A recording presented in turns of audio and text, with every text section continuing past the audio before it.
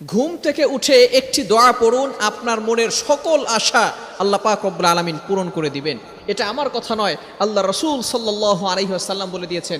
বুখারী শরীফের হাদিস 1154 নম্বর হাদিস। আল্লাহ রসুল সাল্লাল্লাহু আলাইহি সাল্লাম বলে দিয়েছেন, যখনই রাতের বেলা ঘুমানোর পরে যদি আপনি জাগ্রত হয়ে যান, তাহলে কয়েকটি বাক্যর দ্বারা একটি দোয়া আল্লাহ রসুল সাল্লাল্লাহু আলাইহি ওয়াসাল্লাম আমাদেরকে শিক্ষা দিয়েছেন।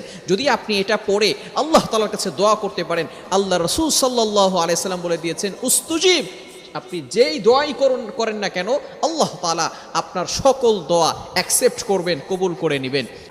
আপনি ঘুম থেকে ওঠার পরে যদি আপনি এমনটা করতে পারেন, ইনশাআল্লাহ অবভিয়াসলি আল্লাহ রসুল সাল্লাল্লাহু আলাইহি সাল্লাম বলে দিয়ে গেছেন যে আল্লাহ তাআলা তার দোয়া কবুল করবে। চমৎকার কয়েকটি বাক্য যেগুলো আমরা সকলেই জানি, এত সহজ বাক্যগুলো আমরা ম্যাক্সিমাম সময় এই বাক্যগুলো পড়তে থাকি। হাদিসটি বুখারী শরীফের ভিতরে আসছে 1154 নম্বর হাদিস।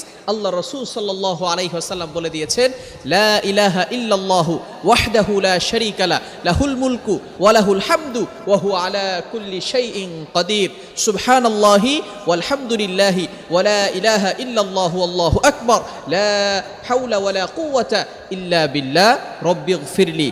এই কয়েকটা বাক্য, সহজ বাক্য, আমরা কিন্তু এগুলো সকলেই জানি। এই বাক্যগুলো পড়ে যদি আপনি আল্লাহ তাআলার কাছে আপনার কাকুতি মিনতিগুলো আল্লাহ তাআলার কাছে বলতে পারেন, অবভিয়াসলি আল্লাহ পাক রব্বুল আলামিন আপনার দোয়াকে কবুল করবেন।